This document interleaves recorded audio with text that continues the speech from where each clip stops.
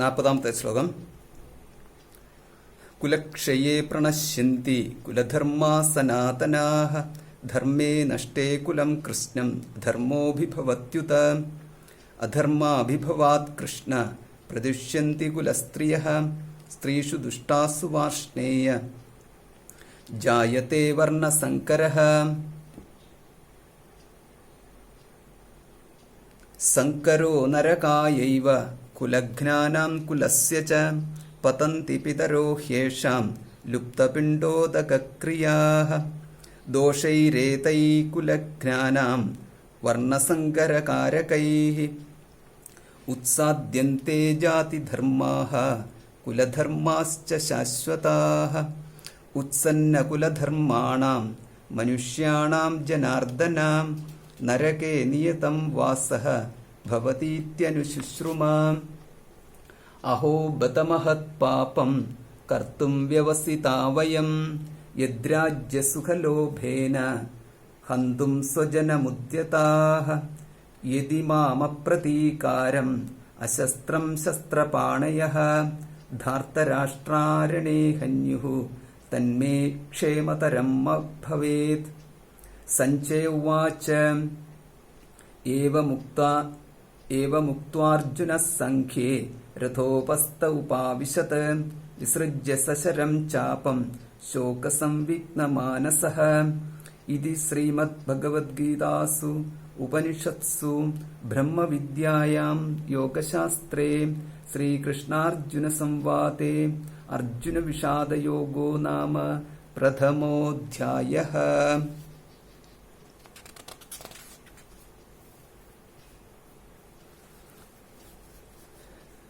ഇപ്പോൾ അർജുനന് തന്റെ വിഷമം ഭഗവാന്റെ അടുത്ത് അവതരിപ്പിക്കുകയാണ്. 39-ാമത്തെ ശ്ലോകത്തില് കഥം ന ജ്ഞേയമസ്മാഭിഃ പാപാദസ്മാത് നിവർത്തിതം കുലക്ഷയകൃതം ദോഷം പ്രപശ്യദ്ഭിർജനാർദ്ദന എന്ന് പറയണ്ടേ. അതായത് കുലക്ഷയത്തെ വരുത്തുന്നതായ ഈ ദോഷം കാണുന്നവരായ ഞങ്ങൾ അത് ചെയ്താൽ അത് അത്ര ശരിയല്ലല്ലോ എന്നർത്ഥം. കുലക്ഷയേ പ്രണശ്യന്തി കുലധർമാ സനാതനാഃ ധർമ്മേ നഷ്ടേ കുലം കൃഷ്ണം അധർമ്മോഭി ഭവത്യുത. കുലക്ഷയെ പ്രണശ്യന്തി, കുലക്ഷയത്താൽ നശിച്ചു പോകുന്നു. കുലധർമാഹ സനാതനാഹ, സനാതനങ്ങളായിട്ടുള്ള ശാശ്വതമായിട്ടുള്ള കുലധർമ്മങ്ങൾ അത് ചിട്ടപ്പെടുത്തി വെച്ചിരിക്കുന്ന ഒരു സമൂഹം എങ്ങനെ ജീവിക്കണമെന്ന് ചിട്ടപ്പെടുത്തി വെച്ചിരിക്കുന്ന ആ നിയമവ്യവസ്ഥതയാണ് കുലധർമ്മങ്ങൾ എന്ന് പറയുന്നത്. ആ വ്യവസ്ഥിതി കുലത്തിന്റെ ക്ഷയത്താല് നശിച്ചു പോകുന്നു. ധർമ്മേ നഷ്ടേ കുലം കൃഷ്ണം. അപ്രകാരം ഈ ധർമ്മം, കുലധർമ്മം, ഇവിടെ ധർമ്മം എന്ന് പറഞ്ഞിരിക്കുന്നത് രണ്ടാമത് എടുത്തു പറഞ്ഞിരിക്കുന്ന ധർമ്മം എന്ന് പറയുന്നത് കുലധർമ്മത്തെ ഉദ്ദേശിച്ചാണ്. ധർമ്മേ നഷ്ടേ, കുലധർമ്മം നശിച്ചാൽ കുലം കൃഷ്ണം, മുഴുവൻ കുലവും, കൃഷ്ണം കുലം, മുഴുവൻ കുലവും അധർമ്മഃ അഭിഭവതി, അധർമ്മമായിട്ട് ഭവിക്കുന്നു. മുഴുവൻ കുലവും അധർമ്മത്തിലേക്ക് വീണുപോകുന്നു, ധർമ്മനഷ്ടം ഉണ്ടാകുന്നു. അതായത് ഇവിടെ അധർമ്മം എന്ന് പറഞ്ഞു കഴിഞ്ഞാൽ പറയപ്പെട്ടതായ ധർമ്മം പാലിക്കുന്നില്ല എന്ന് മാത്രമേ ഉള്ളൂ. അത് മറ്റൊരു ദൃഷ്ടിയിൽ അധർമ്മമാവണമെന്നില്ല, പരധർമ്മം എന്ന് സാരം ഇവിടെ. അല്ലെങ്കിൽ അധർമ്മവുമാവാം, എങ്ങനെ വേണമെങ്കിലും അത് മാറാം. മറ്റൊരു ധർമ്മത്തെ സ്വീകരിക്കുന്നു, അല്ലെങ്കിൽ അവിടെ ധർമ്മവിരോധമായിട്ടുള്ള കാര്യങ്ങളിലേക്ക് പോവാം. ഇങ്ങനെ അധർമ്മോഭിഭവത്യുത ഉത, തീർച്ചയായും അധർമാഭിഭവാത് കൃഷ്ണ പ്രദുഷ്യന്തി കുലസ്ത്രിയഃ സ്ത്രീഷു ദുഷ്ടാസു വാർഷ്ണേയ ജായത്തെ വർണ്ണസങ്കരഃ. അധർമാഭിഭവാത്, അധർമ്മം കൊണ്ട്, അധർമ്മം ഹേതുവായിട്ട്, അഭിഭവാത്, അഭിഭവാത്, അധർമ്മം ഹേതുവായിട്ട് കൃഷ്ണ, ഹേ കൃഷ്ണ, പ്രദുഷ്യന്തി കുലസ്ത്രീയഃ, കുലസ്ത്രീകൾ, കുലത്തിലുള്ള സ്ത്രീകൾ അത്രമേ ഉള്ളൂ. ഏതേത് കുലത്തിലാണോ, അതായത് ആ കുടുംബത്തിലുള്ള സ്ത്രീകൾ, പ്രദുഷ്യന്തി, ദുഷിച്ചു പോകുന്നു. സ്ത്രീഷു ദുഷ്ടാസു വാർഷ്ണേയ, സ്ത്രീകൾ ദുഷിച്ചു കഴിയുമ്പോൾ, ഹേ വാർഷ്ണേയ, വൃഷ്ണികുലത്തിൽ ജനിച്ചവനെ, ഭഗവാനെ, ജായത്തെ വർണ്ണസങ്കരഃ, വർണ്ണസങ്കരം ഉണ്ടാകുന്നു. സങ്കരോ നരകായൈവ കുലഘ്നാനാം കുലസ്യ ച പതന്തി പിതരോ ഹ്യേഷാം ലുപ്തപിണ്ഡോദകക്രിയാഃ സങ്കരോ നരകായൈവ, സങ്കരം നരകത്തിന് തന്നെയാകുന്നു, നരകായ ഏവ നരകത്തിന് തന്നെയാകുന്നു. കുലഘ്നാനാം, കുലത്തെ നശിപ്പിക്കുന്നവരുടെയും കുലസ്യച്ച കുലത്തിന്റെയും, അവർക്ക് രണ്ടു കൂട്ടർ, കുലത്തെ നശിപ്പിക്കുന്നവർക്കും കുലത്തിലുള്ള എല്ലാവർക്കും അതേമാതിരി നരകം തന്നെ അവർക്ക് ഫലമായി കിട്ടുന്നു. പതന്തി പിതരഹ, പിതൃക്കൾ പിതൃദേവന്മാർ, പതന്തി പതിച്ചു പോകുന്നു, ഹി യേഷാം ഇവരുടെ ഈ കുലത്തിലുള്ളവരുടെ, കുലത്തെ നശിപ്പിച്ചവരുടെ, അതായത് അപരൻ വന്നിട്ട് കുലത്തെ നശിപ്പിച്ചു എന്നുള്ളതല്ല, സ്വയം അവിടെ തന്നെയുള്ളവർ, യേഷാം ഇവരുടെ, പിതരഹ പിതൃക്കൾ, ലുപ്ത പിണ്ടോദക ക്രിയാഹ, പിണ്ട ഉദക, അതായത് നമ്മൾ സാധാരണഗതിയിൽ ഈ പിതൃക്കൾക്ക് വേണ്ടി നടത്തുന്ന കർമ്മങ്ങൾ, ലുപ്ത പിണ്ടോദക ക്രിയ, അങ്ങനെയുള്ള ക്രിയകളെല്ലാം ലുപ്തമാകുന്നു, ലോപിച്ചു പോകുന്നു. അപ്പൊ ഇവിടെ നമ്മൾ ഈ പ്രധാനപ്പെട്ട ഒരു വാക്കെന്ന് പറയുന്നതാണ് ഈ വർണ്ണസങ്കരം എന്നുള്ളത്. അപ്പൊ നമ്മൾ കഴിഞ്ഞ ദിവസം കാണുകയുണ്ടായി ഈ വർണ്ണത്തെയും വർണ്ണസങ്കരത്തെയും. അപ്പൊ വർണ്ണസങ്കരം, വർണ്ണത്തെ തന്നെ നമ്മൾ പഠിച്ചു കഴിയുമ്പോൾ കാണുകയുണ്ടായി, അതായത് 3 ഗുണങ്ങളെ ആസ്പദമാക്കിക്കൊണ്ട് 4 വർണ്ണങ്ങൾ രൂപപ്പെട്ടു. അതിന് വളരെ വിശദമായിട്ടും വളരെ മനോഹരമായിട്ടും അത് നോട്ടില് രാമകൃഷ്ണൻ സാറ് പറഞ്ഞിട്ടുണ്ട്. അപ്പൊ അപ്രകാരം നമുക്ക് ആ ത്രിഗുണങ്ങളെ വെച്ചുകൊണ്ട് തന്നെ 4 വർണ്ണങ്ങൾ രൂപപ്പെട്ടു. ഇനി ഈ 4 വർണ്ണങ്ങൾക്കനുസരിച്ചിട്ടാണെങ്കിൽ വർണ്ണം എന്നവിടെ പറഞ്ഞിരിക്കുന്നത് ഗുണങ്ങൾ എന്ന് പറഞ്ഞിരിക്കുന്നത് സത്വ, രജസ്, തമസ് എന്ന് പറയുന്ന ഗുണങ്ങള്. ഈ ഗുണങ്ങൾക്ക് ഒരു സ്വാഭാവികമായ ഒരു പ്രകടനം ഉണ്ട്, ഒരു സ്വഭാവവിശേഷമുണ്ട്. അപ്പൊ ഈ ഗുണത്തെക്കുറിച്ചുള്ള ഗുണത്രയ വിഭാഗ യോഗ എന്ന് പറഞ്ഞ ഭഗവത്ഗീതയിൽ തന്നെ വരാൻ പോകുന്ന ഭാഗത്ത് ഗുണത്തെക്കുറിച്ച് വളരെയധികം പരാമർശിക്കുന്നുണ്ട്. അപ്പൊ അവിടെ പ്രധാനമായിട്ട് പറയാം, സത്വം എന്ന് പറയുന്നത് പ്രകാശസ്വരൂപത്തോടുകൂടിയും, രജസ് എന്ന് പറയുന്നത് ഇളകുന്ന ചലനാത്മക സ്വരൂപത്തോടുകൂടിയും, തമസ് എന്ന് പറയുന്നത് മൂടപ്പെട്ട മന്ദത കാണിക്കുന്നതായ സ്വഭാവത്തോടും കൂടിയാണ്. അപ്പോൾ ഈ സ്വഭാവവിശേഷത്തെ വെച്ചുകൊണ്ട് സ്വാഭാവികമായിട്ടും കർമ്മം എന്ന് പറയുന്നതും അനുസരിച്ച് രൂപപ്പെടുന്നു. ഇത് പ്രകൃതിയുടെ നിയമത്തിന്റെ ഭാഗമായിട്ടുള്ള കർമ്മമാണ്. ഇനി ഇത് കൂടാതെ മനുഷ്യന് ആവശ്യപ്പെടുന്ന സാഹചര്യത്തിനനുസരിച്ച്, അറിയാവുന്നതിനും സാഹചര്യത്തിനും ആവശ്യത്തിനും ഒക്കെ അനുസരിച്ച് പല കാര്യങ്ങളെ ആശ്രയിച്ചുകൊണ്ട് സമൂഹത്തിൽ നിയമങ്ങൾ ചിട്ടപ്പെടുത്തുന്നു. ഇങ്ങനെ നിയമങ്ങൾ ചിട്ടപ്പെടുത്തി വരുമ്പോൾ അവിടെ നമുക്ക് കാണാം ക്ലാസിഫിക്കേഷൻ എന്ന് പറയുന്നതിന്റെ ആവശ്യമുള്ള ഘടകങ്ങളായിത്തീരുന്നു. ഒരു വീട്ടിൽ തന്നെയാണെന്നുണ്ടെങ്കിൽ എല്ലാവർക്കും ഒരുപോലെ ഗ്രഹനാഥനായിരിക്കുക സാധ്യമല്ല. അവിടെ ഒരു ഗ്രഹനാഥൻ എന്ന് പറയുമ്പോൾ എപ്പോഴും ഒരാളായിട്ട് മാറും, അല്ലെങ്കിൽ 1-2 പേരായിട്ട് മാറും. അതിനുശേഷമുള്ളവർ അവരെ അനുസരിക്കുന്നു. ഇതേ പ്രകാരം തന്നെ സമൂഹത്തില് എല്ലാവർക്കും ഒരുപോലെ ഭരണാധികാരിയായിട്ടിരിക്കാൻ പറ്റത്തില്ല. അപ്പോൾ ഭരണാധികാരി വളരെ ചെറിയൊരു സമൂഹമാണെന്നുണ്ടെങ്കിൽ, അതായത് ഒരു 3-4 പേരുള്ളവരാണെന്നുണ്ടെങ്കിൽ അവിടെ ഒരു സമൂഹത്തെ നയിക്കേണ്ട ഒരാളിന്റെ ആവശ്യം വരുന്നില്ല. 4 പേരുള്ള ഒരു ചെറിയ സമൂഹം, അത്രയുള്ള ഒരു കുടുംബം പോലെയുള്ളൂ. എങ്കിൽ കൂടിയുമാണെന്നുണ്ടെങ്കിലും അവിടെ ഒരു ചെറിയ തോതിലെന്ന് പറഞ്ഞു കഴിഞ്ഞാൽ ഒരു പരസ്പര സഹകരണത്തിന് എല്ലാവരും കൂടെ കൂടിയാലോചിച്ചിട്ട് ഒരു ചർച്ച നടത്തി കാര്യങ്ങൾ നടത്താനുള്ള ഒരു സംവിധാനം ഉണ്ട്, സ്വാഭാവികമായിട്ടുണ്ട്. പക്ഷെ ഈ സമൂഹം എന്ന് പറയുന്ന ഒരു 4000 പേരുള്ള ഒരു 40,000 പേരോ അല്ലെങ്കിൽ 4 ലക്ഷം പേരുള്ള ഒരു വലിയ സമൂഹമാകുമ്പോൾ അവിടെ ഒരു മനുഷ്യൻ മറ്റൊരു മനുഷ്യനെ കയറിയിട്ട് സ്വന്തം കഴിവിനനുസരിച്ചിട്ട് ശക്തിക്ക് ഏതെങ്കിലും വിധത്തിലുള്ള ധനശക്തി, ആയുധശക്തി, ബന്ധുശക്തി തുടങ്ങിയിട്ടുള്ള ഏതെങ്കിലും വെച്ചുകൊണ്ട് അപരന്റെ മേലിൽ പരാക്രമം കാണിച്ച് അവരെ ഉപദ്രവിക്കുമ്പോൾ ഇത് ചോദിക്കാൻ അവർക്കാരുമില്ലെന്നുണ്ടെങ്കിൽ ഈ ലോകം എന്ന് പറയുന്നത് വളരെ കഷ്ടപ്പെടുന്ന ഒന്നായിട്ട് മാറും. ഇവിടെ അന്നേരം നമുക്ക് പറയേണ്ടി വരും, ഇവിടെ ഒരു നിയമവ്യവസ്ഥയില്ലെന്ന് പറയും. നമുക്ക് ഒരിക്കലും പ്രതീക്ഷിക്കാൻ പറ്റത്തില്ല മനുഷ്യൻ സ്വാഭാവികമായിട്ടും പരപീഡ കൂടാതെ ജീവിക്കാൻ സ്വാഭാവികമായ ഇഷ്ടമുള്ളവനാണ് എന്ന് പറയുക സാധ്യമല്ല. നമുക്ക് കാണാം എത്രയോ പേര് വെറുതെ ഉപദ്രവിക്കുക എന്ന് പറയുന്ന ഒരു സ്വഭാവമാണ്. ചിലർ കാണുന്നുണ്ടെങ്കിൽ ആരെങ്കിലും വെറുതെ ഇരിക്കുന്നവരെ കണ്ടു കഴിയുമ്പം വെറുതെ പോയിട്ട് ടീസ് ചെയ്യുക, എന്തെങ്കിലും കുറ്റം പറയുക, ഇങ്ങനെയൊക്കെയുള്ള സ്വഭാവമുണ്ട്. അതിനകത്താണെന്നുണ്ടെങ്കിൽ ദുർബലനെ കണ്ടു കഴിഞ്ഞാൽ ഉപദ്രവിക്കുക എന്ന് പറയുന്നത് ബലവാന്റെ ഒരു ശീലമാണ്.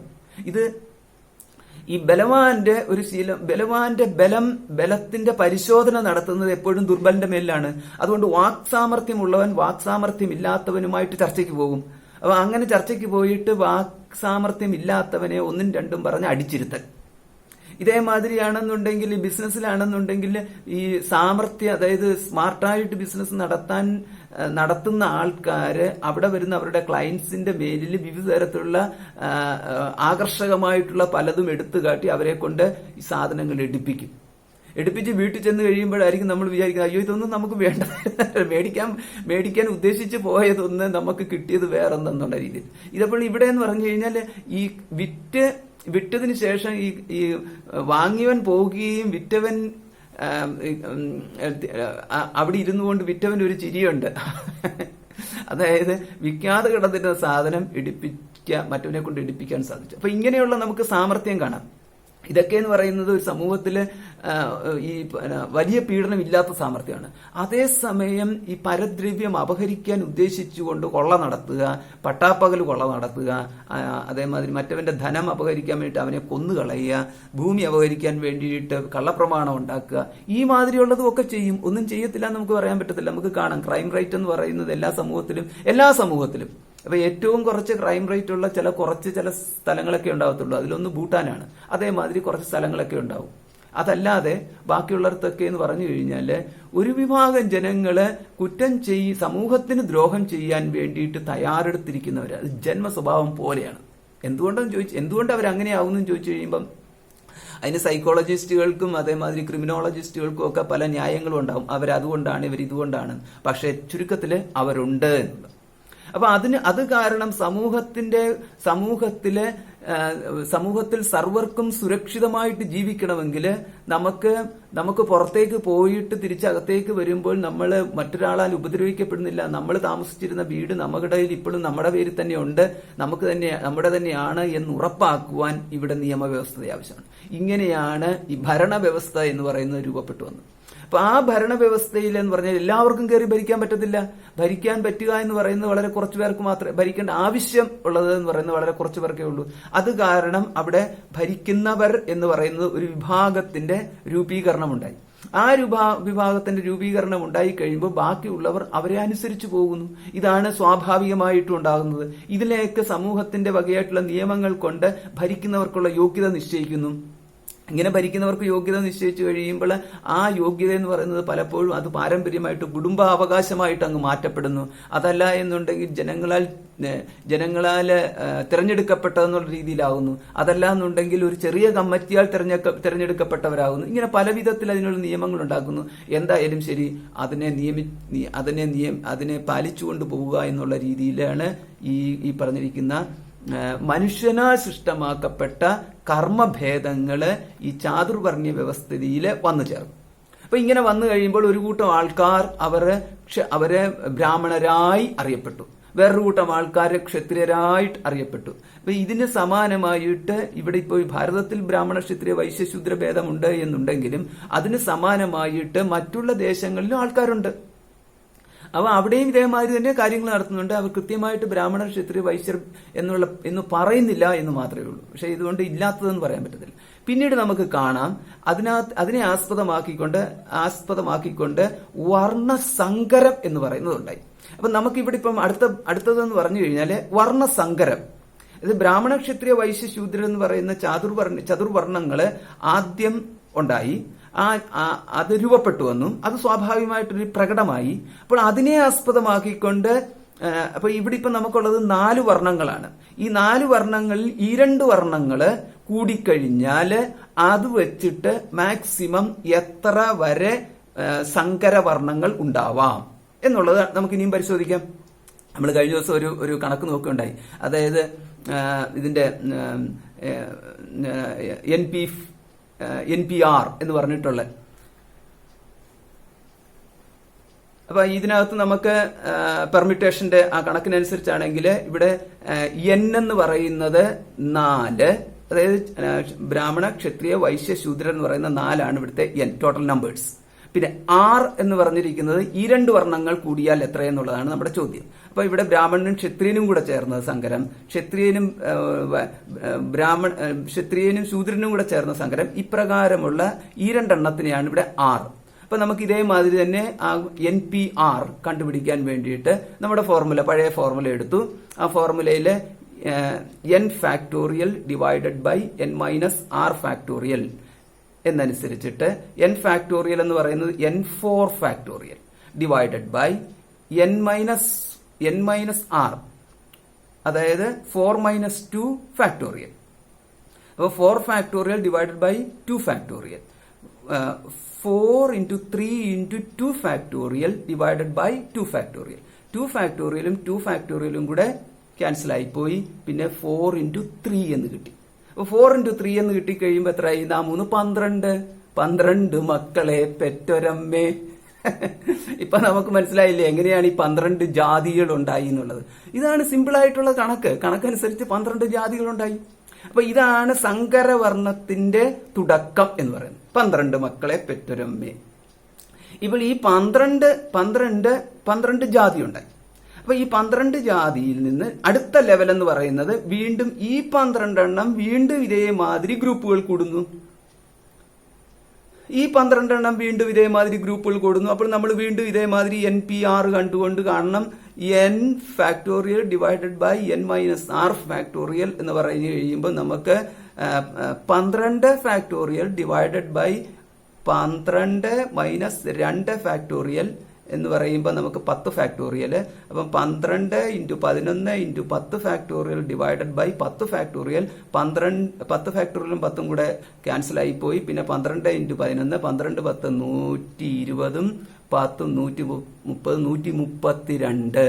അപ്പൊ അടുത്ത ലെവലിലേക്ക് വന്നപ്പോൾ സങ്കരവർണ്ണം 132 ആയി. അതിന്റെ അർത്ഥം ഇത് 132 സാധ്യതകൾ ഉണ്ടെങ്കിലും സമൂഹത്തിലെ ഇവിടെ മനുഷ്യൻ അത് അംഗീകരിച്ചുകൊണ്ട് നമ്മുടെ സമൂഹത്തിലെ വ്യക്തികൾ അംഗീകരിച്ചുകൊണ്ട് ഈ 132 ജാതികൾ ഉണ്ടാക്കിയെന്ന് അർത്ഥമില്ല. അപ്പൊ ഇതാണ് ഇതിന്റെ വ്യത്യാസം. ഒന്ന് ശാസ്ത്രത്തിലൂടെ നമുക്ക് കണ്ടെത്താവുന്ന കാര്യങ്ങൾ, ഒന്ന് സമൂഹത്തിൽ ഉണ്ടായി നിലനിന്ന് പോകുന്ന കാര്യങ്ങൾ വേറെ. അപ്പൊ അതനുസരിച്ച് 132 എന്നുള്ളത് ഇതിനകത്ത് ചിലതൊന്നും ഒരിക്കലും ഉണ്ടായിട്ടേ ഉണ്ടാവത്തില്ല. പിന്നീട് അതിന്മേൽ വെച്ചുകൊണ്ട് ഇതേമാതിരി തന്നെ വീണ്ടും എന്നുള്ള രീതിയിൽ ഉണ്ടായിക്കൂടാം. ഇങ്ങനെ കൂടി വരുമ്പോൾ ഒരു ഘട്ടം എത്തി കഴിയുമ്പോൾ പിന്നെ അതിന്മേലൊരു സ്റ്റോപ്പ് ഉണ്ടാവുന്നു, നിന്നു പോകുന്നു. അപ്പൊ ഇങ്ങനെ നോക്കി കഴിയുമ്പോൾ ഇവിടെ നമുക്ക് ഒരുപാട് അസംഖ്യം ജാതികളുണ്ടായി. അപ്പൊ ഈ ജാതികൾ ഉണ്ടാകുന്നതിനകത്ത് ഭഗവാൻ അപ്പൊ എടുത്തു പറഞ്ഞിരിക്കുന്ന ഒരു വാക്യം ഈ ഗുണവും ഉണ്ട്, രണ്ടാമത് കർമ്മവും ഉണ്ടെന്നുള്ളത്. അപ്പൊ കർമ്മം എന്ന് പറഞ്ഞു കഴിഞ്ഞാല് ഇവിടെ ലോകത്തില് ജോബ് പ്രൊട്ടക്ഷൻ എന്ന് പറഞ്ഞത് കൊടുത്തിരിക്കുന്ന ഒരേ ഒരു രാഷ്ട്രം ഭാരതമാണ്. ഇവിടെ ജനിക്കുമ്പോൾ തന്നെ ഒരാൾക്ക് ഒരു ജോലി പ്രൊട്ടക്റ്റഡ് ആണ്, സെക്യൂർഡ് ലൈഫാണ്. ഇതായിരുന്നു അന്നത്തെ കാലത്തെ സെക്യൂരിറ്റി എന്ന് പറയുന്നത്. ഇന്ന് എല്ലാവരും സെക്യൂരിറ്റിക്ക് വേണ്ടിയിട്ട് ഓടുകയാണ്. അപ്പൊ ഇവിടെ എന്ന് പറഞ്ഞാൽ ജോബ് പ്രൊട്ടക്ഷൻ ഇല്ല. സെക്യൂരിറ്റി എന്ന് പറയുന്നത് ഗവൺമെന്റ് സെക്യൂരിറ്റി എന്ന് പറയുന്നത് അമേരിക്ക തുടങ്ങിയിട്ടുള്ള വിദേശ രാജ്യങ്ങളിലൊക്കെ ആണെങ്കിൽ അവിടെ സോഷ്യൽ സെക്യൂരിറ്റി ഉണ്ട്. ഇവിടെയാണെങ്കിൽ സോഷ്യൽ സെക്യൂരിറ്റിയും ഇല്ല, ജോബ് പ്രൊട്ടക്ഷനും ഇല്ല. അത് കാരണമാണ് അരാജകത്വം വരുന്നു. അത് കാരണം മറ്റുള്ളവരുടെ മേലിൽ എങ്ങനെയും ഉപദ്രവിച്ചുകൊണ്ട് പണം ഉണ്ടാക്കണമെന്നുള്ള ചിന്ത വരുന്നു. അപ്പോൾ ഇവിടെ നമുക്ക് ഈ പൂർവ്വകാലത്താണെന്നുണ്ടെങ്കിൽ ജോബ് പ്രൊട്ടക്ഷൻ എന്നുള്ള രീതിയിൽ അത് എല്ലാവർക്കും മാന്യതയുള്ളതായ ജോലിയായിരുന്നു അന്നുണ്ടായിരുന്നത്. ആ മാന്യതയുള്ളതായ ജോലി, അതിന്റെ അർത്ഥം എന്ന് പറഞ്ഞു കഴിഞ്ഞാൽ ഒരു ജോലി ചെയ്തുകൊണ്ടിരിക്കുന്ന ഒരാൾ മറ്റൊരു സ്ഥലത്തേക്ക് പ്രവേശിക്കുക എന്ന് പറയുന്നത് അത് കുറച്ച് കടന്നു കൈയാണ്. അത്രയും നമ്മൾ പറയരുത്. അതായത് ഒരു ഓഫീസില് ഇന്നത്തെ കാലത്തെ ഒരു ഓഫീസിൽ ഒരു പ്യൂണും ഒരു ക്ലർക്കും ഒരു മാനേജരും ഒരു ഏരിയ മാനേജരും എല്ലാവരും മനുഷ്യരെന്നുള്ള നിലയിൽ എല്ലാവരും ഒരുപോലെയാണ്. പക്ഷേ അവർക്ക് ഓരോരുത്തർക്കും ഇരിക്കാൻ കൊടുത്തിരിക്കുന്ന സ്ഥാനങ്ങളുണ്ട്. അവിടെ ആ സ്ഥാനങ്ങളിലും മാനേജറുടെ ക്യാബിനിൽ പോയിട്ട് പ്യൂൺ പോയി ഇരിക്കുക എന്ന്, ഇദ്ദേഹത്തിന്റെ കസേരയിൽ കയറി ഇരുന്നുകൊണ്ട് അദ്ദേഹത്തിന്റെ ഫയൽ എടുത്ത് പരിശോധിക്കുക എന്ന് പറയുന്നത് ഇന്നത്തെ കാലത്ത് സമ്മതിക്കത്തില്ല എന്നുണ്ടെങ്കിൽ അന്നത്തെ കാലത്ത് സമ്മതിക്കുമായിരുന്നു എന്ന് നമ്മൾ വിചാരിക്കുന്നത് ഒരു വിഡ്ഢിത്തം തന്നെയാണ്. അതായത് ഓരോ കാലത്തും എന്ന് പറയുന്നത് ഒരു സമൂഹം ആ സമയത്തെ ഗുണമോ ദോഷമോ എന്നത് അവർ ചിന്തിച്ചിട്ട് അവർ തീരുമാനമെടുക്കുന്നു എന്ത് തരത്തിലാണ് മുന്നോട്ട് സമൂഹം പോകേണ്ടത്. അപ്പൊ അതുകൊണ്ട് നമുക്ക് അന്നത്തെ കാലത്ത് പലവിധത്തിലുള്ള ഈ കർമ്മഭേദങ്ങൾക്കനുസരിച്ച് ജാതിഭേദങ്ങൾ ഉണ്ടായി. അപ്പൊ ഇങ്ങനെ ജാതിഭേദങ്ങൾ ഉണ്ടാകുന്ന ഇതിനെയാണ് പറഞ്ഞിരിക്കുന്നത് വർണ്ണസങ്കരം എന്ന് പറയുന്നത്. വർണ്ണസങ്കരം എന്ന് പറഞ്ഞിരിക്കുന്നത് ആണ് ജാതി എന്നുള്ള രീതിയിലേക്ക് വന്നത്. അപ്പൊ ജാതി എന്ന് പറഞ്ഞു കഴിഞ്ഞാൽ അവിടെ ഒരു ഗ്രൂപ്പ് എന്നേ അർത്ഥമുള്ളൂ. ജാതിയെന്നും വ്യക്തിയെന്നും സംസ്കൃതത്തിൽ പറഞ്ഞിരിക്കുന്നത് ഗ്രൂപ്പിനെയും ഒരു വ്യക്തിയെയുമാണ്. അപ്പൊ അതുകൊണ്ട് ഒരു ജാതി എന്ന് പറഞ്ഞു കഴിഞ്ഞാൽ ഒരു ഗ്രൂപ്പ്, ഒരു ക്ലാസിഫിക്കേഷൻ, ഒരു സ്ട്രാറ്റിഫിക്കേഷൻ ക്ലാസിഫിക്കേഷൻ നമുക്ക് പറയാവുന്ന രീതിയിലുള്ള ഒരു പ്രത്യേക തരത്തിലുള്ള വേർതിരിവുകളാണ്. അപ്പൊ ഈ വേർതിരിവുകളിനകത്ത് പറഞ്ഞു കഴിഞ്ഞാൽ പാരമ്പര്യമായിട്ട് പിതാവിൽ നിന്ന് ജ്ഞാനം ലഭിക്കുന്നു പുത്രന് ഘടമുണ്ടാക്കാൻ, അതല്ലെങ്കിൽ വസ്ത്രമുണ്ടാക്കാൻ. അപ്പോൾ ആ വിദ്യ അടുത്ത ആൾക്ക് പറഞ്ഞു കൊടുക്കുന്നു. അപ്പൊ ഈ പറഞ്ഞു കൊടുക്കുന്ന വിദ്യയിലൂടെ അതങ്ങനെ മറ്റുള്ളവരിലേക്കും പടർന്നുകൊണ്ടേയിരിക്കുന്നു, അതവർക്ക് കൊടുത്തുകൊണ്ടിരിക്കുന്നു. എല്ലാം അവരവരുടെ ഫാമിലിയിൽ തന്നെ നിലനിൽക്കുന്നു പോകത്തക്ക വിധത്തില് അവിടെ വിദ്യയ്ക്കാണെന്നുണ്ടെങ്കിൽ ഒരു പ്രൊട്ടക്ഷൻ ഉണ്ട്. അപ്പൊ നമുക്ക് ഇന്റലക്ച്വൽ പ്രോപ്പർട്ടി റൈറ്റ്സ് എന്ന് പറയുന്ന അവിടെ എടുക്കാം. അതായത് വിദ്യയ്ക്ക് വേണമെന്നുണ്ടെങ്കിൽ മറ്റൊരുവന്റെ വിദ്യ പോയി ഗ്രഹിക്കുന്നത് സമ്മതമല്ല എന്നുള്ളത്. അതായത് ബ്രാഹ്മണന് ഏറ്റവും ധനം കൊണ്ട് ഏറ്റവും ദുർബലനാണ്, ശക്തി കൊണ്ട് ഏറ്റവും ദുർബലനാണ്, ബന്ധുബലം കൊണ്ട് ഏറ്റവും ദുർബലനാണ്, പിന്നെ ശക്തനായിട്ട് നിൽക്കുന്ന ഒന്ന് മാത്രമേ ഉള്ളൂ, വിദ്യാബലം കൊണ്ട്. അതുകൊണ്ട് സർവധർമ്മശാസ്ത്രങ്ങളും ഒരേ തരത്തിൽ പറഞ്ഞിരുന്നു. അതായത് ഏറ്റവും ദുർബലനായിട്ടുള്ളവനായിരിക്കണം ഏറ്റവും കൂടുതൽ സംരക്ഷണം വേണ്ടത്. അതുകൊണ്ടാണ് ബ്രാഹ്മണൻ ഏറ്റവും കൂടുതൽ സംരക്ഷിതനായിരിക്കണം എന്ന് പറഞ്ഞത്. രണ്ടാമതായിട്ട് നമുക്ക് കാണാം ശാസ്ത്രത്തിലെ ഗോബ്രാഹ്മണേഭ്യ ശുഭമസ്തു നിത്യം എന്നുള്ളതാണ്. രണ്ടാമത് പശുക്കള്. അതായത് അന്നത്തെ കാലത്ത് ഇന്നത്തെ കാലത്താണെന്നുണ്ടെങ്കിലും പശുക്കൾ എന്ന് പറയുന്നതാണ് ഏറ്റവും വലിയ സമ്പത്ത്.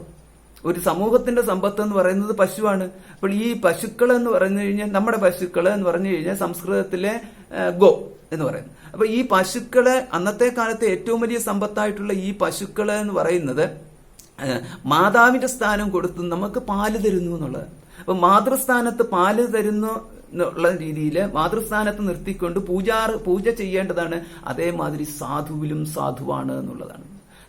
ഏത് കൊച്ചു കുഞ്ഞിന് പോലും അതിനെയും കൊണ്ട് നടക്കാം എന്നുള്ളതാണ്. ഏറ്റവും സാധുവായിട്ടുള്ള ഏറ്റവും കൂടുതൽ അതിന്റെ ചാണകമാണെങ്കിലും ഗോമൂത്രമാണെന്നുണ്ടെങ്കിലും ചാണകമാണെന്നുണ്ടെങ്കിലും ഈ ഉണ്ടാകുന്ന മുഴുവൻ പച്ചക്കറികളും, അതായത് പച്ചക്കറികളിലെ അന്നമായിട്ട് മാറുന്നതാണത്. വെറും പശുവിന്റെ പാല് മാത്രമല്ല, നമ്മൾ കഴിക്കുന്ന പച്ചക്കറികളുടെ മുഴുവനും ഇന്നത്തെ കാലത്താണ് ഇത് മുഴുവനും പൊട്ടാസ്യവും സൾഫറും തുടങ്ങിയിട്ടുള്ള രീതിയിൽ വേർതിരിച്ചുകൊണ്ട് ഇടാൻ തുടങ്ങിയത്, അമോണിയൊക്കെ ഇടാൻ തുടങ്ങിയത്.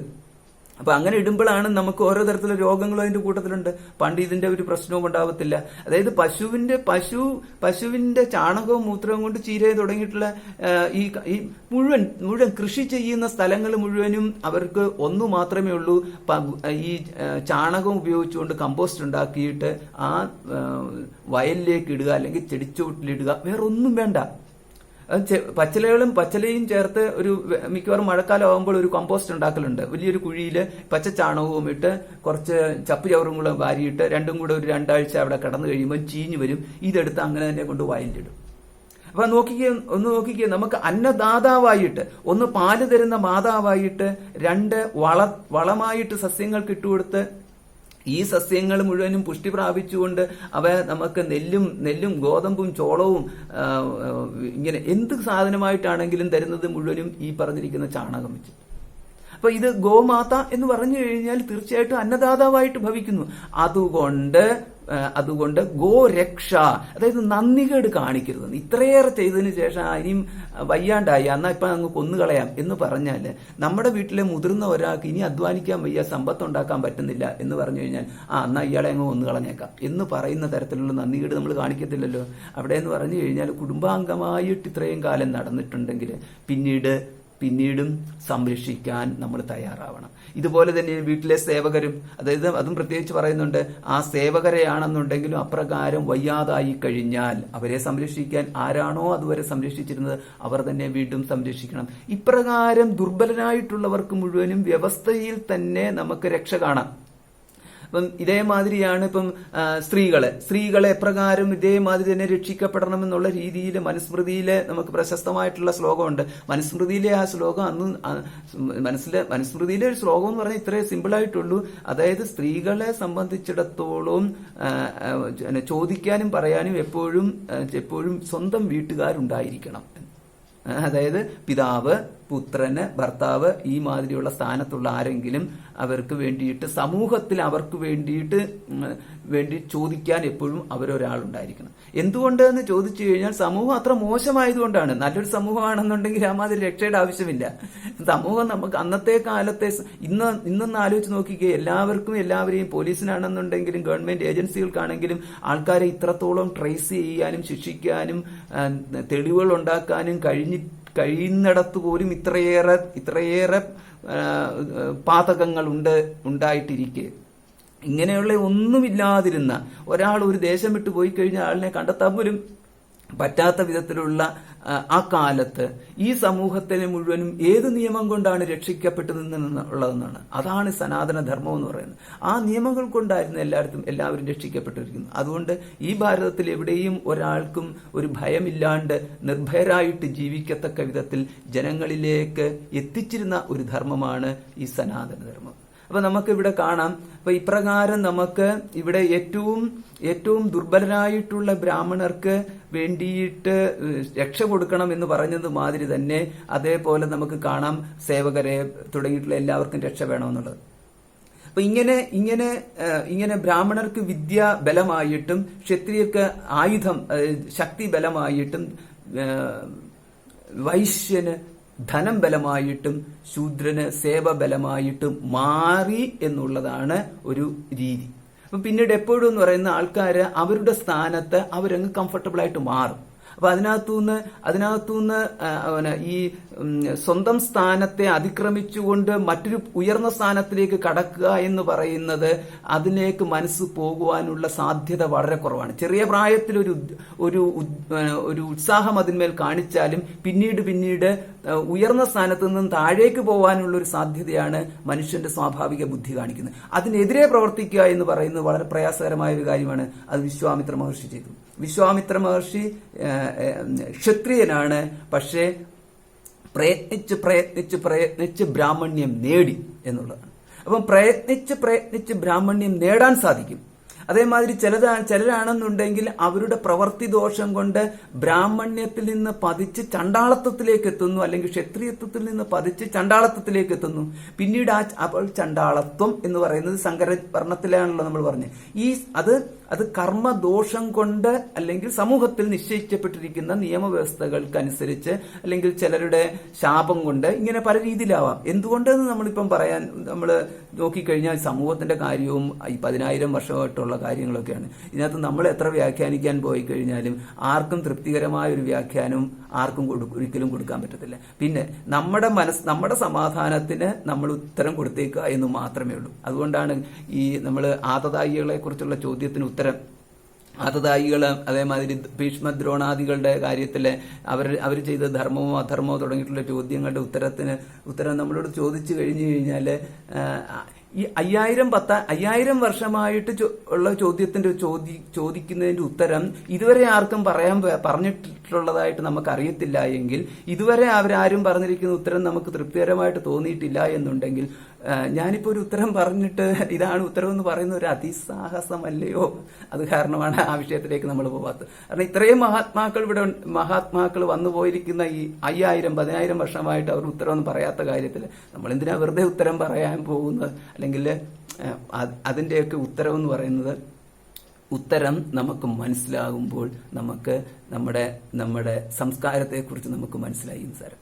അപ്പൊ ഇതേമാതിരിയാണ് നമുക്ക് ഈ ജാതി വ്യവസ്ഥ ഉണ്ടായെന്നുള്ളതിനെ കുറിച്ചും അവിടെ ഈ വർണ്ണസങ്കരം ഉണ്ടായതെന്ന് തുടങ്ങിയിട്ടുള്ള കാര്യങ്ങളെ കുറിച്ച് നമ്മൾ ഇപ്രകാരം ഇങ്ങനെ കണ്ടെത്തുന്നു. അതായത് ഇവിടെ കർമ്മത്തിനനുസരിച്ചിട്ടും കൂടെ ചേർത്ത് കഴിയുമ്പോൾ പല രീതിയിലുണ്ടാകുന്നു. അപ്പോൾ ഇവിടെ ഭഗവാന്റെ അടുത്ത് അർജുനൻ പറയുന്നതാണ്, ഈ അന്നത്തെ സ്ഥിതിയിൽ നിലനിൽക്കുന്ന ഒരു സമൂഹ വ്യവസ്ഥയില് ഒരേ ജാതിയിൽപ്പെട്ടിട്ടുള്ളവർ വേണം വിവാഹം കഴിക്കാൻ, അതായത് ഒരേ വർണ്ണത്തിൽപ്പെട്ടവര്.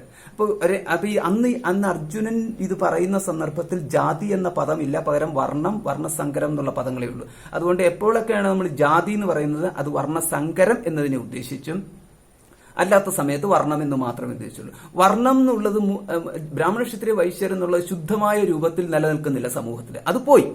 എന്നാൽ അത് മാത്രമായിട്ട് നിൽക്കുക സാധ്യമല്ലാത്തത് കൊണ്ട് അവിടെ പിന്നുള്ളത് വർണ്ണസങ്കരമാണ്. ആ വർണ്ണസങ്കരത്തിന്റെ ഏറ്റവും ഉയർന്ന സ്ഥിതി ബ്രാഹ്മണനുണ്ട്, അത്രയേ ഉള്ളൂ. അപ്പൊ ഇതിനകത്ത് നമുക്ക് മുമ്പ് പറഞ്ഞ മാതിരി വർണ്ണസങ്കരത്തില് ഒന്ന് കർമ്മങ്ങൾ മാറിക്കൊണ്ട് കർമ്മത്തിന്റെ ദോഷഫലമായിട്ട് ഒരുവന് ഉച്ചസ്ഥായിയിൽ നിന്നും നീചസ്ഥായിയിലേക്ക്, നീചസ്ഥായി എന്നുള്ളത് സമൂഹത്തിന്റെ കൽപ്പനയാണ്, അല്ലാതെ മനുഷ്യരിൽ ഉച്ചനീചത്വം ഉണ്ടെന്നുള്ളതല്ല. മനുഷ്യനങ്ങനെ അങ്ങനെ ഇപ്പൊ നമ്മള് ഈ ഒരു ജോലിയിൽ കയറി കഴിയുമ്പോൾ അതിൽ തന്നെ ഉണ്ടല്ലോ ഉച്ചനീച ഭാവങ്ങൾ.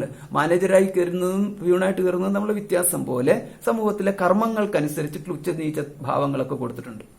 അതൊക്കെ സമൂഹത്തിന്റെ ദോഷങ്ങളാണ്. നമുക്ക് സമൂഹത്തിന്റെ ഗുണങ്ങളാവാം ദോഷങ്ങളാവാം. ഇതെന്ന് പറഞ്ഞു കഴിഞ്ഞാൽ ഈ ഇത്രയും 5000 വർഷമായിട്ട് ആർക്കും സോൾവ് ചെയ്യാൻ പറ്റാത്ത പ്രശ്നങ്ങളാണ്. അതുകൊണ്ട് അതൊന്നും നമ്മൾ സോൾവ് ചെയ്യാം എന്നുള്ള രീതിയിൽ നമ്മൾ ധാർഷ്ട്യമൊന്നും കാണിക്കണ്ട. പിന്നെ നമുക്ക് മിനിമം പറ്റുന്നത് നമുക്ക് ഗീതയിൽ എന്താ പറഞ്ഞിരിക്കുന്നത് എന്നുള്ള കാര്യങ്ങൾ മനസ്സിലാക്കി പോകുക എന്നുള്ളതാണ്. അപ്പൊ ഇവിടെ നമുക്ക് കണ്ടു ഈ വർണ്ണസങ്കരത്തിലെ അർജുനന്റെ ഒരു വിഷമം അർജുനൻ പറയുന്ന ഇതാണ്: അധർമാഭിഭവാത് കൃഷ്ണ പ്രദുഷ്യന്തി കുലസ്ത്രീയ സ്ത്രീഷു ദുഷ്ടാസു വാർഷ്ണേയ ജായതേ വർണ്ണസങ്കരഃ. അപ്പൊ ഇവിടെ ഇപ്പോൾ ഈ ഒരേ കുലത്തിൽ തന്നെ ഉള്ളവർ വേണം വിവാഹം കഴിച്ചിട്ട് ആ കുലധർമ്മത്തെ പാലിക്കുന്ന സന്താനങ്ങളെ സൃഷ്ടിക്കുവാൻ എന്നുള്ളതാണ് അന്നത്തെ ഒരു വ്യവസ്ഥ. അതിനെ പാലിച്ചുകൊണ്ടാണ് ഇന്നുമാണെന്നുണ്ടെങ്കിൽ ഇവിടെയും നമുക്ക് കാണാം. ഇപ്പം ഒരേ ജാതിയുള്ള ആൾക്കാരെ ഈ മാട്രിമോണിയൽ കോളമെടുത്ത് നോക്കിക്കഴിഞ്ഞാൽ കാണാം നമുക്ക് എല്ലാത്തിനകത്തും ജാതി ചോദിച്ചുകൊണ്ടല്ലാതെ, മതവും ജാതിയും ചോദിച്ചുകൊണ്ടല്ലാതെ വിവാഹാലോചനകൾ എന്ന് പറയുന്നത് ഇല്ല. ഇനി ഇൻ കേസിൽ ആരെങ്കിലും വിവാഹാലോചന ഈ പരസ്യത്തിൽ കൊടുക്കുകയാണ്, മതവും ജാതിയും നോക്കുന്നില്ല എന്ന് പറയുന്നുണ്ടെങ്കിൽ തന്നെയും അത് ആലോചന വന്നു കഴിയുമ്പോൾ അവർ ചൂസ് ചെയ്യുന്നത് എപ്പോഴും നമുക്ക് കാണാം അവരുടെ ഈ മതത്തിന്റെയും ഇതിന്റെയാണ്. അല്ലാത്ത പക്ഷം എന്ന് പറയുന്നത് വേറെ ലവ് മാരേജ് ഒക്കെ ആയിട്ട് മാറുന്ന വേറെ മാരേജുകളാണ്.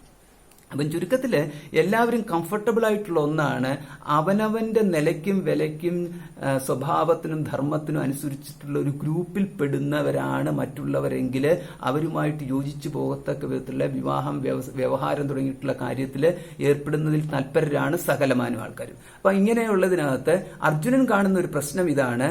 അതായത് ഇപ്പോൾ ഇവിടെ വന്നിരിക്കുന്ന ഈ യുദ്ധക്കളത്തിലുള്ള സകലമാന ക്ഷത്രിയരും കൊല്ലപ്പെട്ടു കഴിയുമ്പോൾ, ഇപ്പൊ സകലമാന ക്ഷത്രിയരും കൊല്ലപ്പെടുന്ന വിധത്തിലാണ് യുദ്ധത്തിന്റെ പരിസമാപ്തി എന്ന് അർജുനന്റെ ചിന്തയിൽ പോയി. അങ്ങനെ എല്ലാവരും ഇവിടെ കൊല്ലപ്പെടുന്നവർ എന്തുകൊണ്ടാണ് അർജുനൻ അങ്ങനെ ചിന്തിച്ചതെന്നാണ്. അപ്പൊ എന്ന് പറഞ്ഞു കഴിഞ്ഞാൽ അർജുനൻ കണ്ടത് ഇവിടെ വന്നു ചേർന്നിരിക്കുന്നവർ മരണം വരെ മത്സരിക്കും എന്നുള്ള രീതിയിൽ, മരണം വരെ യുദ്ധം ചെയ്യും, ജീവൻ മരണ പോരാട്ടമായിട്ട് മാറും എന്നുള്ളത് അർജുനന്റെ ബോധത്തിൽ ഉദിച്ചു. കാരണം അത്രയ്ക്ക് തീവ്രമാണ് ഇരുപക്ഷത്തുമുള്ള ആൾക്കാരുടെ വീറും വാശി എന്നുള്ളതാണ് അർജുനൻ കണ്ടത്. കാരണം ഇവിടെ എന്ന് പറഞ്ഞു കഴിഞ്ഞാൽ ഭഗവാൻ പോലും, അവിടെ ഭഗവാന്റെ മുഖം തന്നെ കാണാം, ഒരു നിർണായക യുദ്ധമായിട്ട് മാറത്തക്ക വിധത്തിൽ ഭഗവാൻ പോലും അവിടെ അതിന്റെ ഒരു ഭാഗമായിട്ടുണ്ട്, സ്വയം യുദ്ധം ചെയ്യാതെയാണെന്നുണ്ടെങ്കിൽ. അപ്പോൾ ഇപ്രകാരം അർജുനൻ സ്വയമേവ ഒരു തോന്നാൻ തുടങ്ങി. അതായത് ഈ ക്ഷത്രിയ കുലനാശം തന്നെ വന്നു പോകുമോ എന്നുള്ളത്. ഇതിനു മുമ്പ് ഒരു സംഭവം ഉണ്ടായതെന്ന് പറയുന്ന പരശുരാമന്റെ കാലത്താണ്. അന്ന് പരശുരാമനാൽ ക്ഷത്രിയ കുലം മുഴുവൻ നശിപ്പിക്കപ്പെട്ടു.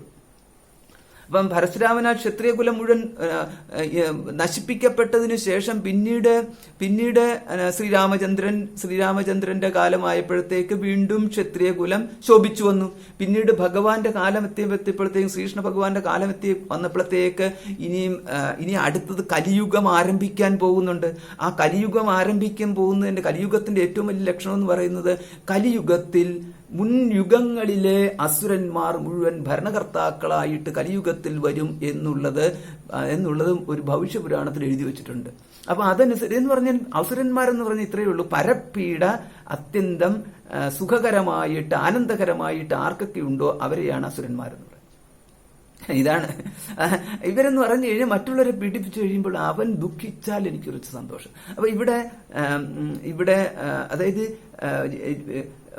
പൂർവകാലത്താണെന്നുണ്ടെങ്കിൽ രാജാവിന്റെ പുത്രരായിട്ടാണ്, സന്താനങ്ങളായിട്ടാണ് ആ ദേശവാസികളെ കാണുന്നത്.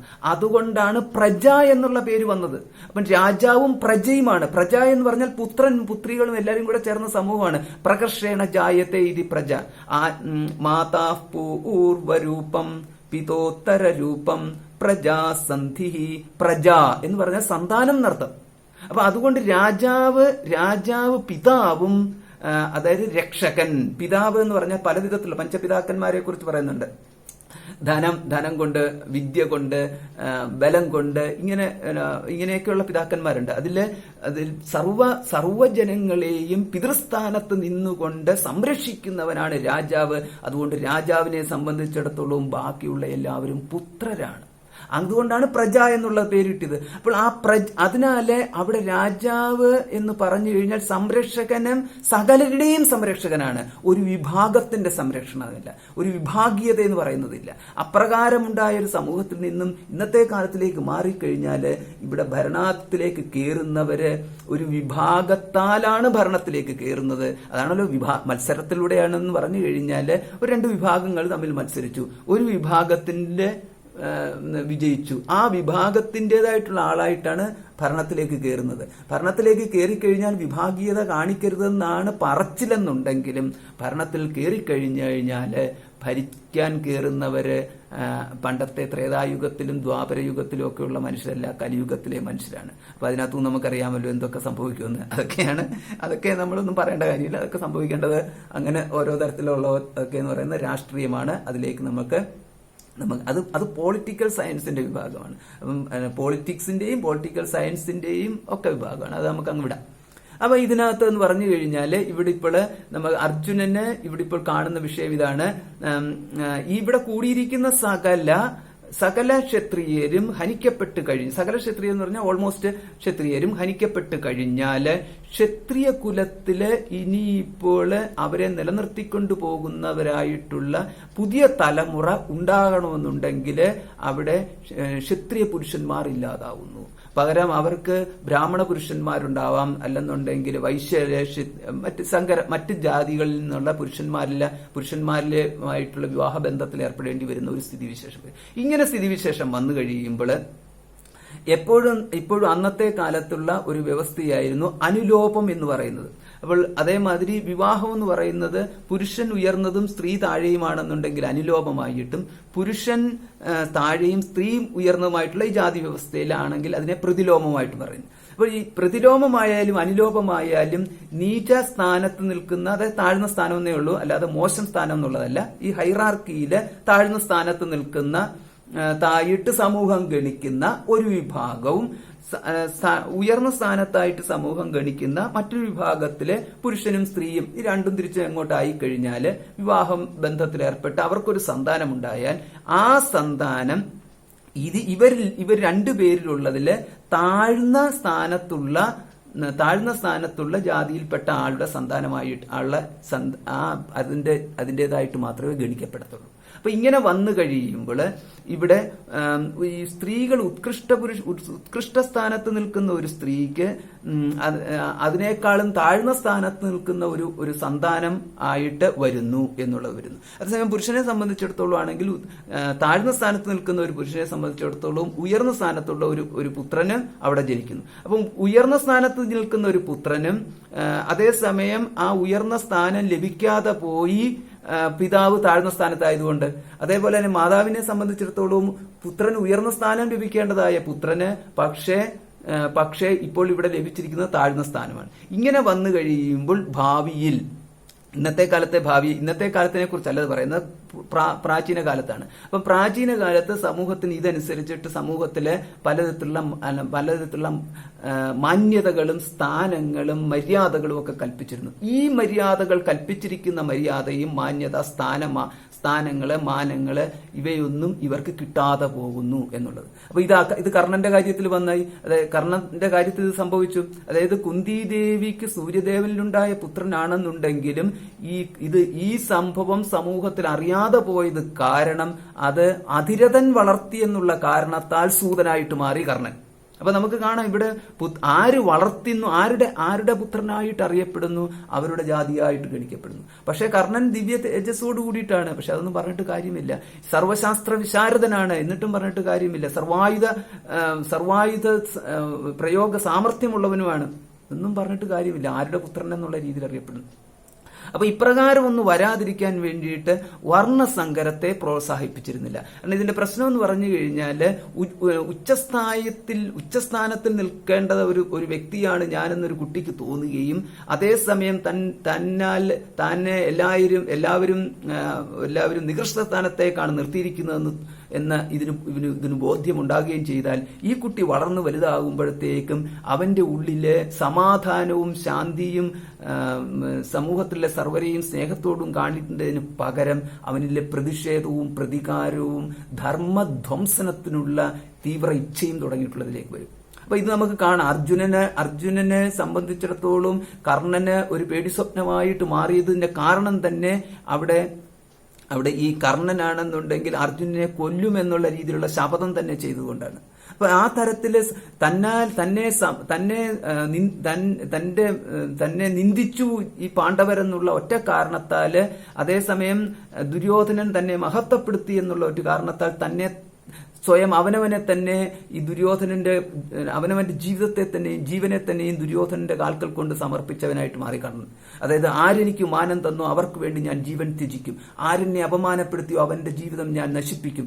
ഈ തരത്തിലേക്ക് കർണന്റെ ബുദ്ധി പോയതുപോലെ ഓരോ വ്യക്തിയുടെ ബുദ്ധിയും വർണ്ണസങ്കരം കൊണ്ട് സമൂഹത്തിലെ മാന്യത ലഭിക്കാതിരിക്കുന്ന ഒരു വ്യവസ്ഥിതിയാണ് ഉള്ളത് എന്നുണ്ടെങ്കിൽ അവിടെ ഇപ്രകാരം വന്നു ചേർന്നാൽ അവിടെ സമൂഹത്തിന് അരക്ഷിതത്വം എന്ന് പറയുന്നത് രൂക്ഷമായിട്ട് സംഭവിക്കും. ഇത് ആർക്കും ഇഷ്ടമല്ല.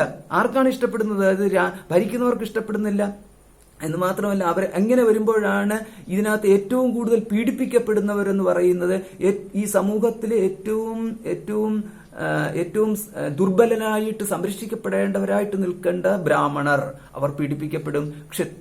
പിന്നീട് എന്ന് പറഞ്ഞു കഴിഞ്ഞാല് തീർച്ചയായിട്ടും സ്ത്രീകളും പീഡിപ്പിക്കപ്പെടും, ഉപദ്രവിക്കപ്പെടും. ഈ മാതിരി അത് ധനം അപഹരിക്കപ്പെടും, ഇവരുടെ കയ്യിൽ നിന്നൊക്കെ ധനം അപഹരിക്കപ്പെടും. ഈ മാതിരിയുള്ള കാര്യങ്ങളൊക്കെ വരും. അപ്പൊ ഇതൊക്കെ എന്ന് പറഞ്ഞാൽ അന്നത്തെ സമൂഹത്തില് സംഭവിക്കാവുന്ന ദോഷങ്ങള് അർജുനൻ അപ്പോഴത്തെ സമൂഹത്തിന്റെ കാര്യത്തില് നോക്കിക്കഴിയുമ്പോൾ ഇതൊക്കെയാണ് അർജുനൻ കണ്ടത്. കാരണം അവിടെ നിൽക്കുന്ന വ്യവസ്ഥയ്ക്ക് അനുസരിച്ചിട്ടുള്ള ആ സംഭവത്തെ ഉദ്ദേശിച്ചുകൊണ്ടാണ് അർജുനൻ പറയുന്നത്. അപ്പൊ ഇന്നത്തെ നമ്മുടെ ഈ വോട്ടും ഇലക്ഷനും തുടങ്ങിയിട്ടുള്ള കാര്യങ്ങളൊന്നും അന്ന് അർജുനനെ ചിന്തിക്കേണ്ടുന്ന വിഷയമായിട്ട് വരുന്നില്ല എന്ന് സാരം. അതുകൊണ്ട് നമ്മൾ അന്നത്തെ അർജുനന്റെ മനസ്സിൽ കൂടെ എന്താണ് പോയത് അത് നമ്മൾ നോക്കിയാൽ മതി. അപ്പൊ നമുക്ക് കാണാം ഇവിടെ ഇപ്പോൾ ഈ മറ്റു വർണ്ണത്തിൽ നിന്നും ക്ഷത്രിയ സ്ത്രീകൾക്ക് പുത്രന്മാരുണ്ടായി കഴിഞ്ഞാല് ആ വർണ്ണത്തിൽ പിതാവിന്റെ വർണ്ണത്തിനനുസരിച്ചിട്ട് ഉയർന്ന സ്ഥാനത്തേക്കുള്ളതാണെങ്കിലും നീചസ്ഥാനത്തിലുമാണ് ഈ പിതാവ് നിൽക്കുന്നതെന്നുണ്ടെങ്കിലും അവിടെ രണ്ടിലേതാണെന്നുണ്ടെങ്കിലും താഴ്ന്നതിലേക്ക് മാത്രമേ പോകാൻ സാധ്യതയുള്ളൂ എന്നുള്ളത് വെച്ചുകൊണ്ട്, അതുകൊണ്ട് അതിന്റെ കാര്യം എന്ന് പറഞ്ഞു കഴിഞ്ഞാല് അവിടെ ഇപ്പം ബ്രാഹ്മണരിൽ കൂടിയാണ് ക്ഷത്രിയ സ്ത്രീകൾക്ക് പുത്രൻ ഉണ്ടാകുന്നതെന്നുണ്ടെങ്കിലും അവർ ക്ഷത്രിയരായിട്ട് തന്നെ ഗണിക്കപ്പെടുന്നുണ്ടെങ്കിലും ഗുണപരമായിട്ട് അതിനകത്ത് അവർക്ക് ശാസ്ത്രവീര്യം എന്ന് പറയുന്നുണ്ടാകത്തില്ല. പകരം ബ്രാഹ്മണ തേജസ്സോട് കൂടിയിട്ടുള്ള പുത്രന്മാരായിരിക്കും. അവരെ കൊണ്ട് സമൂഹം അങ്ങനെ ഒരു വലിയ ശക്തമായ തീരുമാനങ്ങൾ എടുത്ത് സമൂഹത്തിനെ നയിക്കാൻ പറ്റുന്ന ശാസ്ത്രവീര്യം അവർ കാണിക്കാൻ സമർത്ഥമുള്ളതായിട്ട് തീരണമെന്നില്ല. അതേമാതിരി താഴ്ന്ന ജാതിയിൽ നിന്നാണെന്നുണ്ടെങ്കിൽ ഇതേമാതിരി വീണ്ടും ഈ പ്രശ്നങ്ങൾ വരും. അവരെ ക്ഷത്രിയരായിട്ട് ഗണിക്കത്തില്ല, അവരെ വീണ്ടും താഴ്ന്ന ജാതിയായിട്ട് വരും. ഇങ്ങനെ നോക്കിക്കഴിയുമ്പോൾ ഇവിടെ ഒരു വർണ്ണസങ്കരം എന്ന് പറയുന്ന ഒരു വ്യക്തി മറ്റൊരു വ്യക്തിയുമായിട്ടുള്ള വിവാഹത്തിൽ ഒന്നോ രണ്ടോ ഉള്ള പ്രശ്നങ്ങളാണെങ്കിൽ ഒന്നും സംഭവിക്കത്തില്ല. അതേസമയം ഒരു സമൂഹം ഒന്നായിട്ട് മാറിക്കഴിഞ്ഞാൽ, ഇപ്പൊ ഇന്ന് ആ വർണ്ണസങ്കരത്തിന് പകരം മറ്റൊരു ഇഷ്യൂ ആണ് നമ്മുടെ ഈ ആൾക്കാരെ മുഴുവനും കൂടെ ഈ മതം റിലീജിയസ് കൺവേർഷൻ എന്ന് പറയുന്നത്.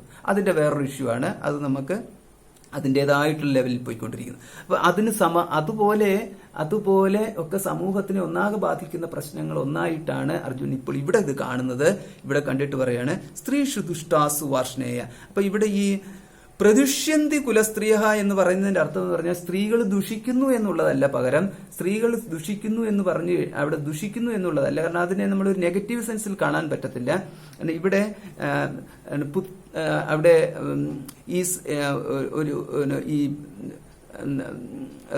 ഒരു സമൂഹത്തിന്റെ സ്ത്രീ പുരുഷ അനുപാതം എന്ന് പറയുന്നതിനകത്ത് പുരുഷന്റെ അനുപാതം വളരെ കുറയുകയും സ്ത്രീകൾ വളരെ കൂടുകയും ചെയ്യുമ്പോൾ ഫേവറബിൾ റേഷ്യോ ആയിട്ടാണ് നമ്മൾ പറയുന്നത്. പൊതുവെ പറയുന്നുണ്ടെങ്കിലും അതിനകത്തൂടെ വേറൊരു ദോഷമുണ്ട്. ഇതിനകത്ത് പുരുഷന്മാർ വളരെയധികം കുറഞ്ഞു കഴിഞ്ഞാൽ സ്ത്രീകളിൽ വളരെയധികം കൂടിക്കഴിഞ്ഞു കഴിഞ്ഞാൽ ഇവിടെ ഈ അവൈലബിൾ പുരുഷന്മാർക്ക് വേണ്ടിയിട്ട് വിവാഹ ആലോചനയുമായിട്ട് സ്ത്രീകൾ പോകുന്നു. അങ്ങനെ വരുമ്പോഴാണ് ഇവിടെ ഈ സ്ത്രീകളില് പുത്രന്മാരുണ്ടായിട്ട് വരുമ്പോഴത്തേക്ക് ഉണ്ടാകുമ്പോൾ ആ അവൈലബിൾ പുരുഷന്മാര് താഴ്ന്ന ജാതിയിലുള്ളവർ തീർച്ചയായിട്ടും സമൂഹത്തിൽ ഏറ്റവും കുറവ് ഉള്ള ഒന്നാണ് ബ്രാഹ്മണർ എന്ന് പറയുന്നത്. അതേമാതിരി ക്ഷത്രിയർ മുഴുവൻ ഇല്ലാതാകുകയും ചെയ്തു. പിന്നീട് അവൈലബിൽ പുരുഷന്മാരുടെ വ്യാപനം കൂടുതലുള്ളത് നിൽക്കുന്നത് ശൂദ്രർ, വൈശ്യർ തുടങ്ങിയിട്ടുള്ള ഭാഗത്തിലാണ്. അപ്പൊ അവിടെ നിന്നും ക്ഷത്രിയ സ്ത്രീകള് അവർക്ക് സന്താനങ്ങളെ ലഭിച്ചു കഴിയുമ്പോൾ ക്ഷത്രിയ കുലത്തിനാണ് ദോഷം വരുന്നത്. അപ്പൊ ക്ഷത്രിയ കുലത്തിനെ ദോഷം വരുത്തിയവർ എന്നുള്ള അർത്ഥത്തിലാണ് അവിടെ ദുഷ്ടരായിട്ട് മാറിയ സ്ത്രീകൾ എന്ന് പറഞ്ഞത്. അപ്പൊ ക്ഷത്രിയ കുലത്തിന് ദോഷം വരുത്തിയ സ്ത്രീകൾ എന്നുള്ള രീതിയിലെ സ്ത്രീഷു ദുഷ്ടാസു വാർഷ്ണേയ എന്നെടുക്കേണ്ടത്. അല്ലാതെ ഇത് നമ്മൾ സ്ത്രീകൾ മോശമാണ് എന്നുള്ള അർത്ഥത്തിലല്ല, പകരം ക്ഷത്രിയ കുലം, അതായത് അവരവരുടെ ഫാമിലിയിൽ നിന്നും ഇവർക്കുണ്ടാകുന്ന സന്താനങ്ങള് ആ കുലത്തിന്റെ സന്താനങ്ങളായിട്ട്, ആ കുലത്തിന്റെ പാരമ്പര്യമായിട്ടും തുടർച്ചയായിട്ടും അറിയപ്പെടുന്നില്ല. പകരം അവര് മറ്റ് പുരുഷന്റെ പാരമ്പര്യത്തിലുള്ളവരായിട്ട്, താഴെയുള്ള ജാതിയാണെങ്കിൽ പുരുഷന്റെ പാരമ്പര്യത്തിലുള്ളവരായിട്ട് അറിയപ്പെടുന്നു. അപ്പൊ ഇങ്ങനെയൊക്കെയുള്ളത് ഒരു ദോഷം അർജുനൻ കാണുന്നു. ഇതിന് പറയാനുമുണ്ട്. കാരണം നമുക്ക് കാണാം, ഈ പാണ്ഡുവിന്റെയും ധൃതരാഷ്ട്രരുടെയും വിതുരന്റെയും പിതാവ് എന്ന് പറയുന്നത് വ്യാസമഹർഷിയാണ്. വിചിത്രവീരനും ചിത്രകേതുവുമല്ല. അവരാണ് യഥാർത്ഥത്തിൽ വിചിത്രവീരനും ചിത്രകേതുവുമാണ് യഥാർത്ഥത്തില് പാണ്ഡുവിന്റെയും ധൃതരാഷ്ട്രരുടെയും പിതാവായിട്ട് വരേണ്ടത്. പക്ഷേ അവർക്ക്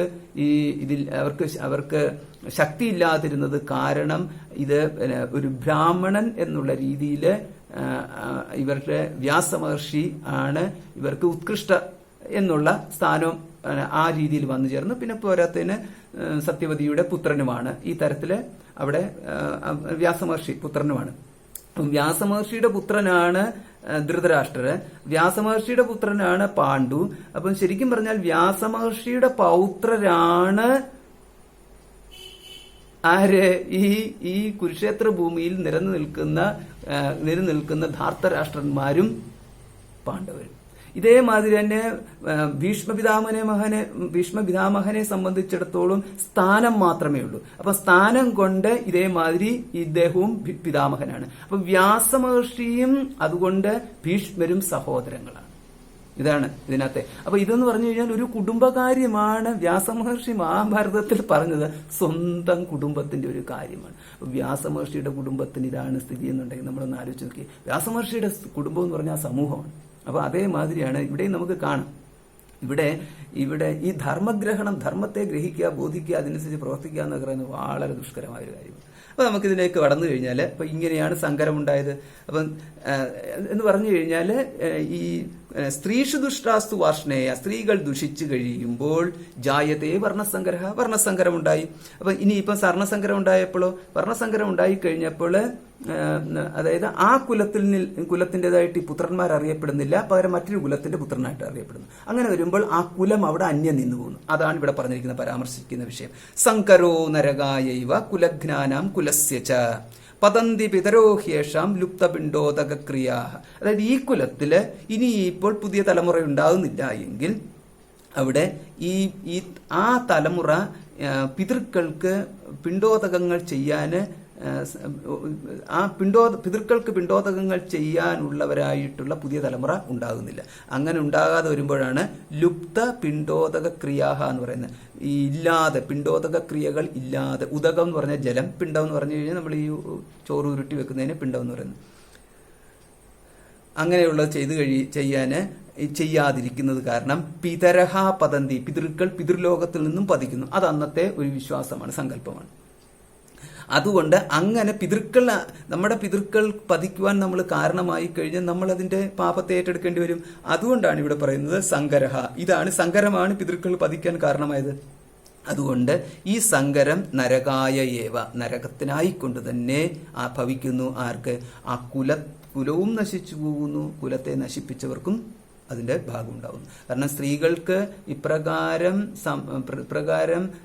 ക്ഷത്രിയ കുലത്തിന്റെ സന്താനങ്ങളെ സൃഷ്ടിക്കുവാൻ സാധിക്കുമാവാത്തതിന്റെ കാരണം എന്ന് പറയുന്നത് അർജുനൻ നേതൃത്വം കൊടുക്കുന്ന ഈ യുദ്ധത്തിലെ ക്ഷത്രിയൻ മുഴുവൻ നിഗ്രഹിക്കപ്പെട്ടുകൊണ്ടാണല്ലോ. അപ്പൊ അങ്ങനെ വന്നു കഴിയുമ്പോൾ അതിന്റെ ഉത്തരവാദിത്വം അർജുനൻ സ്വയം തന്നിൽ തന്നെ കാണുന്നു. ദോഷൈരേതൈഹി കുലജ്ഞാനാം വർണ്ണസങ്കരകാരകൈഹി ഉത്സാദ്യന്തേ ജാതിധർമാഹ കുലധർമാശ്ച ശാശ്വതാഹ. ഇനി ഇപ്പോൾ അതിനെ സംബന്ധിച്ചിട്ടുള്ള ആ ദോഷങ്ങളുടെ ഒരു വ്യാപ്തിയെക്കുറിച്ച് പറയുകയാണ്. ദോഷൈഹി ഏതൈഹി, ഈ ദോഷങ്ങൾ കുലജ്ഞാനാം വർണ്ണസങ്കരകാരകൈഹി, വർണ്ണസങ്കരത്തിന് കാരണമായി തീരുന്നതായ ഈ ദോഷങ്ങൾ കുലജ്ഞാനാം കുലത്തെ നശിപ്പിക്കുന്നവരുടെ ഉത്സാദ്യന്തേ ജാതിധർമാഹ, ഉത്സാദ്യന്തേ നശ്യന്തേ എന്നർത്ഥം. ഉത്സാദ്യന്തേ നശിച്ചു പോകുന്നു. ഏതാണ്? ജാതിധർമാഹ ഉത്സാദ്യന്തേ, ജാതിധർമ്മങ്ങൾ നശിച്ചു പോകുന്നു. അപ്പൊ ജാതിധർമ്മങ്ങൾ എന്ന് പറഞ്ഞാൽ ക്ഷത്രിയ ജാതിയിൽ പറഞ്ഞിരിക്കുന്ന ആ ധർമ്മങ്ങൾ ക്ഷത്രിയ ഇല്ലാതാവുന്നതോടുകൂടിയിട്ട് നശിച്ചു പോകുന്നു. ഉത്സാദ്യന്തേ ജാതിധർമാഹ. പിന്നെ കുലധർമാശ്ച ശാശ്വതാഹ, കുലധർമാശ്ച ശാശ്വത എന്ന് പറയുന്നത് ഓരോ കുലവും അറിയപ്പെടുന്നത് അവരുടെ പൂർവികരിൽ ആരോ ഒരാളുടെ പേരിലാണ് ഇതെല്ലാം അറിയപ്പെടുന്നത്. കാരണം അവർ സൃഷ്ടിച്ച അവരുടേതായിട്ടുള്ള ജനങ്ങളാണ്. അവരുടെ സ്വന്തം പുത്ര പരമ്പര, ആ പരമ്പരയിലാണ് ഓരോ കുലവും അറിയപ്പെടുന്നത്. അപ്പൊ ആ കുലത്തിന് അങ്ങനെ തന്നെ അവിടെ ഇത് സംഭവിക്കുന്നു. ചില സന്ദർഭത്തിലാണെന്നുണ്ടെങ്കിൽ ഇപ്പോൾ ക്ഷത്രിയ കുലം, ബ്രാഹ്മണ കുലം, ഇങ്ങനെയൊക്കെയുള്ള പ്രയോഗങ്ങളുണ്ട്. മൊത്തത്തിൽ ഒന്നാകെ തന്നെ സമൂഹത്തെയും തന്നെ കുലം എന്നുള്ള പരാമർശങ്ങളുണ്ട്. അപ്പൊ ഈ കുലധർമാശ്ച ശാശ്വത, കുലധർമ്മങ്ങളെല്ലാം ക്ഷയിച്ചു പോകുന്നു. അപ്പൊ ഈ കുലധർമ്മങ്ങൾ എന്നൊക്കെ പറഞ്ഞു കഴിഞ്ഞാല്, അപ്പൊ ഇതിനകത്ത് എന്ന് പറഞ്ഞു കഴിഞ്ഞാല് നമുക്ക് കാണാം ഈ സമ്പത്ത് കൈമാറ്റം ചെയ്യപ്പെടേണ്ട വ്യവസ്ഥ, പിന്നെ ഈ വിവാഹബന്ധത്തിൽ ഏർപ്പെടേണ്ട വ്യവസ്ഥ, ഈ കുട്ടികളെ വളർത്തുമ്പോൾ ഏതു തരത്തിലുള്ള വിദ്യാഭ്യാസം കൊടുക്കണം എന്നുള്ള വ്യവസ്ഥ, ഇതൊക്കെയാണ് ഈ കുലധർമ്മങ്ങൾ എന്ന് പറഞ്ഞാൽ. അത് നമ്മൾ വേറെ ഒന്നുമായിട്ട് പോകണ്ട. ഇപ്പം ചുരുക്കത്തിലാണെന്നുണ്ടെങ്കിൽ ഇപ്പം വിവാഹത്തിന്റെ കാര്യത്തിലാണെന്നുണ്ടെങ്കിൽ ചില സമൂഹത്തിൽ പോളിഗമി എന്ന് പറയുന്നതും ചില സമൂഹത്തിൽ മോണോഗമി ഉണ്ട്. അതായത് ഏക വ്യക്തിയുമായിട്ടുള്ള വിവാഹം, പല വ്യക്തികളുമായിട്ടുള്ള വിവാഹം. ഇതിൽ തന്നെയാണെന്നുണ്ടെങ്കിൽ ഈ പോളിഗമി എന്ന് പറയുന്ന ഇതിനകത്താണെങ്കിൽ പോളിയാൻട്രി, പോളിജിനി എന്ന് പറഞ്ഞിട്ടുള്ള വിഭാഗമുണ്ട്. അതായത് ഒരു സ്ത്രീയും പല പുരുഷന്മാരും, അത് പോളിയാൻട്രി. ഒരു പുരുഷനും പല സ്ത്രീകളും, അത് പോളിജിനി.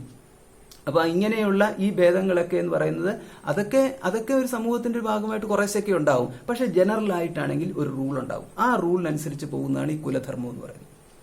കുലധർമാശ്ച ശാശ്വതാഹ ഉത്സന്ന കുലധർമാണാം മനുഷ്യാണാം ജനാർദ്ദന നരകേ നിയതം വാസഹ ഭവതീത്യനുശുശ്രുമ. അപ്പൊ ഉത്സന്ന കുലധർമാണാം, ഈ ഉത്സന്നം എന്ന് പറഞ്ഞു കഴിഞ്ഞാൽ സത്ത് എന്ന് പറഞ്ഞാൽ ഇവിടെ നശിക്കുക എന്നർത്ഥം. സത്ത് എന്ന് പറഞ്ഞു കഴിഞ്ഞാല് വിശരണ ഗതി അവസാദനാർത്ഥം. അപ്പം വിശരണം എന്നുള്ള അർത്ഥത്തിൽ ആണ് നശിക്കുക എന്നുള്ള അർത്ഥമുണ്ട്. അപ്പൊ അവിടെ ഈ സത്ത് എന്ന് പറഞ്ഞ് ഇവിടുത്തെ ഇപ്പൊ ഉത്സന്നം എന്ന് പറഞ്ഞു കഴിഞ്ഞാൽ മുമ്പ് ഒരു ഉത്സാദ്യന്തേ എന്ന് പറഞ്ഞു കഴിഞ്ഞാൽ നശിക്കുക എന്നർത്ഥം. ഉത്സാദ്യന്തേ ജാതിധർമാഹ, ജാതിധർമ്മങ്ങള് നശിക്കുന്നു. ഇപ്പൊ സത്ത് എന്നുള്ളതാണ് വിശരണം, നശിക്കുക എന്നുള്ള ധാതു. കുലധർമ്മങ്ങളും നശിച്ചു പോകുന്നു, ശാശ്വതമായിട്ടുള്ളത്. ഇപ്പൊ ഉത്സന്ന കുലധർമ്മാണ്, ഈ ഉത്സാദ്യന്ത എന്നുള്ള ആ വാക്കിന്റെ തന്നെ ഉത്സന്നം എന്നുള്ള അതിന്റെ പാസ്റ്റ് പാർട്ടിസിപ്പിൾ രൂപമാണ്. അപ്പൊ അവിടെയും സത്ത് തന്നെയാണ്. ഉത്സന്നം എന്ന് പറഞ്ഞാൽ നശിക്കപ്പെട്ടതായ കുലധർമ്മാണാം, ഈ ധർമ്മങ്ങളെല്ലാം കുലധർമ്മങ്ങൾ നശിപ്പിക്കപ്പെട്ടതായ നശിച്ചു പോയതായ മനുഷ്യർക്ക് നരകേ നിയതം വാസഹ, അവർക്ക് നരകത്തിൽ തന്നെയാണ് നിയതം നിശ്ചയേന ഉറപ്പായിട്ടും, അവർക്ക് നിയതം ഉറപ്പായിട്ടും വാസം വസിക്കല് ഭവതി ഇതി അനുശുശ്രമ, അവർക്ക് ഉറപ്പായിട്ടും നരകം തന്നെയാണ് വസിക്കാൻ കിട്ടുന്ന ഇടം എന്ന് ഇതി ശുശ്രുമ, അവിടെയാണ് അർജുനൻ ഒരു പ്രയോഗം നടത്തി എന്ന് ഞാൻ കേട്ടിരിക്കുന്നു. അപ്പം ചുരുക്കത്തിൽ ഇതുവരെ അർജുനൻ പറഞ്ഞ കാര്യം എന്താണ്? അർജുനൻ ഇത് എന്റെ അഭിപ്രായം എന്റെ അഭിപ്രായം എന്നുള്ള എന്റെ എന്നുള്ളതിന് വിട്ടിട്ട് പകരം അർജുനൻ ഇവിടെ പറഞ്ഞിരിക്കുന്നത് ഇതി ശുശ്രുമ. ഈ ശുശ്രുമ എന്നുള്ള വാക്ക് വരുമ്പോഴാണ് ആരിൽ നിന്ന്? എന്ന് കേട്ടിരിക്കുന്നു എന്ന്. ആരിൽ നിന്ന് കേട്ടിരിക്കുന്നു? പൂർവികരിൽ നിന്ന്. അപ്പം പൂർവികരിൽ നിന്ന് കേട്ടു എന്ന് പറഞ്ഞാൽ കാലാകാലങ്ങളായിട്ട് പഠിപ്പിച്ചു വിട്ടിരിക്കുന്ന കാര്യമാണ് അർജുൻ ഇവിടെ പറയുന്നത്. അപ്പം കാലാകാലങ്ങളായിട്ട് അർജുൻ ഉൾപ്പെടുന്ന സമൂഹം അറിയപ്പെട്ട വിവരങ്ങൾ എന്ന് പറയുന്നത് അത് ആ അന്നത്തെ സമൂഹം വൈദിക പരമ്പരയുടെ സമൂഹമാണ്, വൈദിക സമൂഹമാണുള്ളത്. അതുകൊണ്ട് വൈദിക സമൂഹം എന്ന് പറഞ്ഞാൽ വേദം മാത്രമേ ഉള്ളൂ, മറ്റൊന്നുമില്ല. അതാണ് വൈദിക സമൂഹം. ഇന്നാണ് നമുക്കിപ്പം ഇന്നിപ്പം ഒരുപാടുണ്ട്. ഇതിനകത്ത് വേദവും അവൈദികവുമായിട്ടുള്ളത് മിക്സ് ചെയ്ത് ഇവിടെ വളരെ വ്യാപിച്ചു കിടക്കുക. അന്ന് വൈദിക സമൂഹമാണ്. അപ്പോൾ ആ വൈദിക സമൂഹത്തിന്റെ അവിടെയാണ് ശ്രദ്ധ എന്നുള്ള വാക്ക് വരുന്നത്, അവിടെയാണ് കൃപ എന്നുള്ള വാക്ക് വരുന്നത്. അതെല്ലാം വളരെ വ്യാപ്തിയുള്ള വാക്കുകളുമാണ്. അപ്പൊ ഇങ്ങനെയുള്ള ഇതിനകത്ത് അർജുനൻ പറയാണ് ഇതി എന്ന് ഞങ്ങള് ശുശ്രുമ എന്ന് ഞങ്ങൾ കേട്ടിരിക്കുന്നു. അതായത് ഇതാണ് പൂർവികരിൽ നിന്ന് കേട്ടിരിക്കുന്നു പറഞ്ഞാല് പറഞ്ഞു തന്നിരിക്കുന്ന പൂർവികരെന്ന് പറഞ്ഞ ആചാര്യസ്ഥാനത്തുള്ളവരാണ്, അല്ലാതെ ആരെങ്കിലും നിന്നൊന്നല്ല.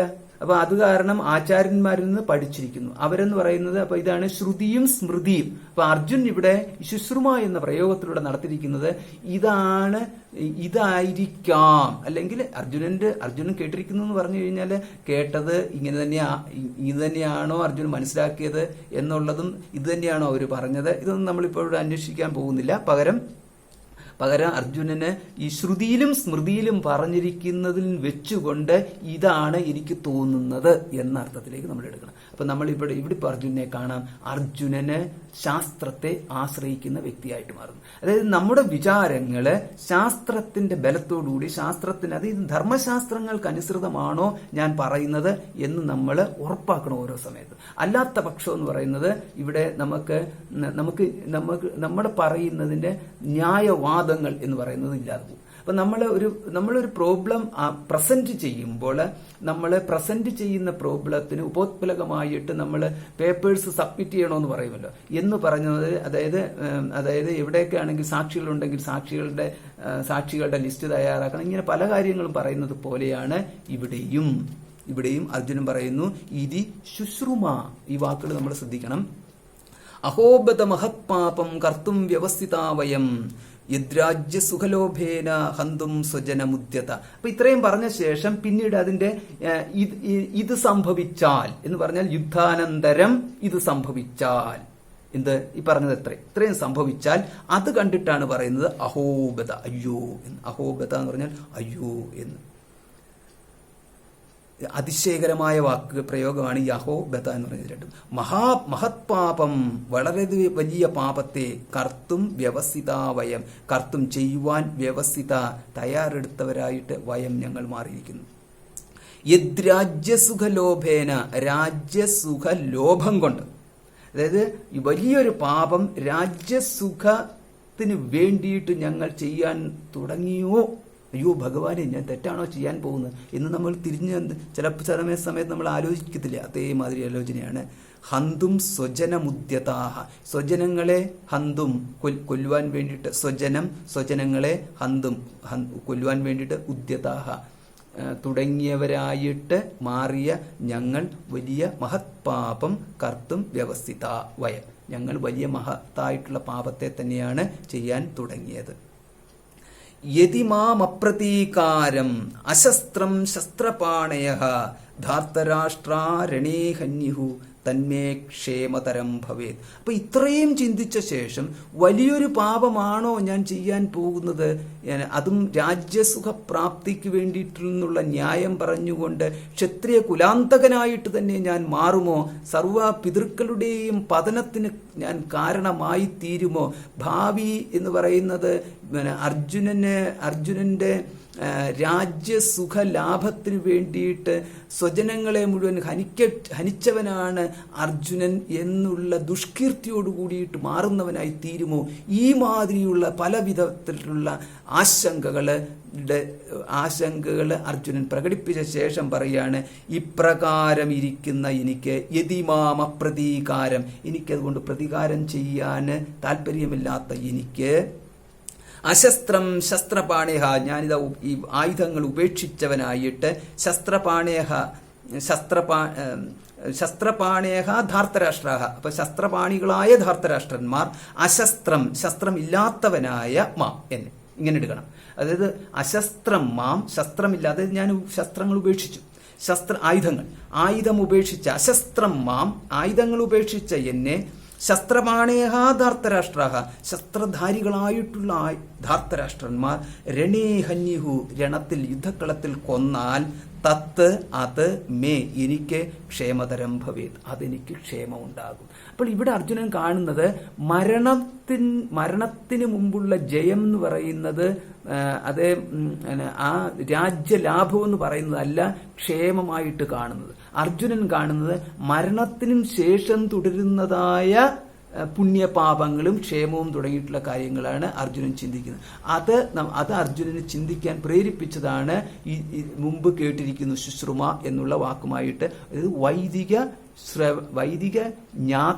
വേദവിജ്ഞാതാവായ, വേദത്തിന്റെ വിഷയങ്ങൾക്കനുസരിച്ച് ജ്ഞാനമുള്ളവനാകിയാലാണ് അർജുനന് ഇപ്രകാരം മരണാനന്തര ക്ഷേമം എന്നുള്ള പ്രയോഗം നടത്തുവാൻ സാധിച്ചത്.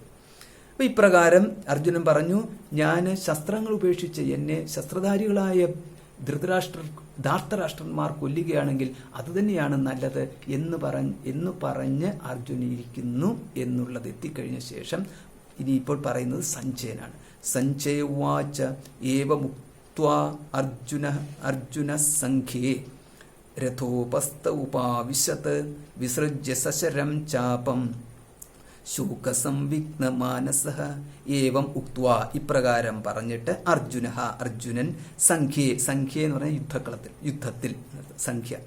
യുദ്ധത്തിൽ രഥോപസ്ഥം എന്ന് പറഞ്ഞാൽ രഥത്തിന്റെ ഇരിപ്പിടത്തിൽ എന്നർത്ഥം. അതായത് ഇവിടെ രഥമധ്യത്തിൽ, രഥോപസ്ഥേ ഈ രഥത്തിലിരിക്കുന്ന ആൾക്ക് ആ ഇരിക്കാൻ ഒരു ഇരിപ്പിടം ഉണ്ടല്ലോ, അവിടോട്ട് അങ്ങ് ഇരുന്നു. അപ്പൊ അതിനർത്ഥം മുമ്പ് നിന്നുകൊണ്ടായിരുന്നു സംസാരിച്ചത്. രഥോപസ്ഥ ഉപാവിശത്, അല്ലെങ്കിൽ രഥത്തട്ടിലേക്ക് ഇരുന്നു. രഥോപസ്ഥം എന്ന് പറഞ്ഞാൽ രഥത്തട്ടെന്നെടുക്കാം. അപ്പൊ രഥത്തട്ടിലേക്ക് ഇരുന്നു. ഉപാവിശത്ത് വിസൃജ്യ ശശരം ചാപം, ഈ പറഞ്ഞതോടൊപ്പം തന്നെ ഉപേക്ഷിച്ചിട്ട് എന്ത്, സശരം ചാപം വില്ല്, സശരം അമ്പോടുകൂടിയിട്ട്, സശരം ചാപം അമ്പോടുകൂടിയ വില്ല്, വിസൃജ്യ ഉപേക്ഷിച്ചിട്ട്, ശോക സംവിഘ്ന മാനസ, ശോകത്താൽ സംവിഘ്നമായ ശോകസങ്കുലമായിട്ടുള്ള മാനസത്തോടു കൂടിയവനായിട്ട് അർജുനന് ഇപ്രകാരം രഥത്തട്ടില് ഇരുന്നു എന്ന് പറഞ്ഞുകൊണ്ട് ഇവിടെ സഞ്ജയന് ഇത് പരിസമാപ്തിയിലേക്ക് എത്തിച്ചു. ഇതോടുകൂടി 1-ാം അധ്യായം അവസാനിച്ചു. ഇത് ശ്രീമദ് ഭഗവത്ഗീതാസു ഉപനിഷത്സു, ഇപ്രകാരം ഈ ഭഗവത്ഗീതയാകുന്ന ഉപനിഷത്തിലെ ബ്രഹ്മവിദ്യായാം യോഗശാസ്ത്രേ, ബ്രഹ്മവിദ്യയും യോഗശാസ്ത്രവും പരാമർശിക്കുന്ന ഭഗവത്ഗീതയാകുന്ന ഉപനിഷത്തിലെ ശ്രീകൃഷ്ണാർജുന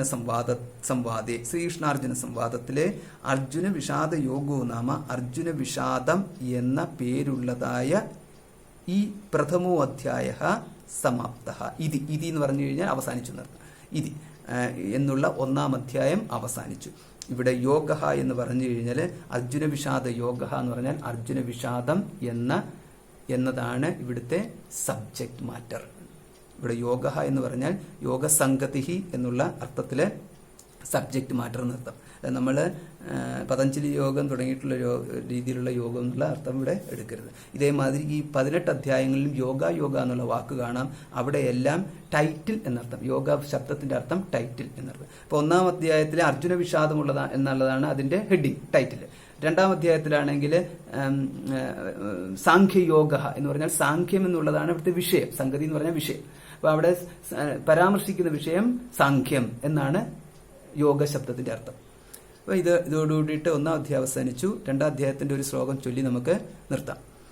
അഥ ദ്വിതീയോധ്യായഃ സഞ്ജയ ഉവാച തം തഥാ കൃപയാവിഷ്ടം അശ്രുപൂർണാകുലേക്ഷണം വിഷീദന്തമിദം വാക്യം ഉവാച മധുസൂദനഃ.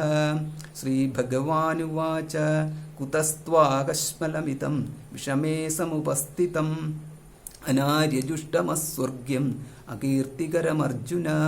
സഞ്ജയ ഉവാച, സഞ്ജയൻ പറഞ്ഞു, തം തഥാ കൃപയാവിഷ്ടം അശ്രുപൂർണാകുലേക്ഷണം. അശ്രുപൂർണാകുലേക്ഷണം, കണ്ണുനീരണിഞ്ഞവനായിട്ട് ആ വിഷാദത്തോടുകൂടിയിരുന്ന അർജുനനെ നോക്കിക്കൊണ്ട് ഭഗവാന് ഇപ്രകാരം പറഞ്ഞു: ഹേ അർജുന, എന്തിനാ ഈ മാതിരിയുള്ള ഈ അനാര്യമായിട്ടുള്ള പ്രകടനം എന്ന് നമുക്ക് അടുത്ത ദിവസം കാണാം. ഓം പൂർണ്ണമദഃ പൂർണ്ണമിദം പൂർണ്ണാത് പൂർണ്ണമുദച്യതേ പൂർണ്ണസ്യ പൂർണ്ണമാദായ പൂർണ്ണമേവാവശിഷ്യതേ. ഓം ശാന്തി ശാന്തി ശാന്തി. ഹരി ഓം. ശ്രീ ഗുരുഭ്യോ നമഃ. ഹരി ഓം.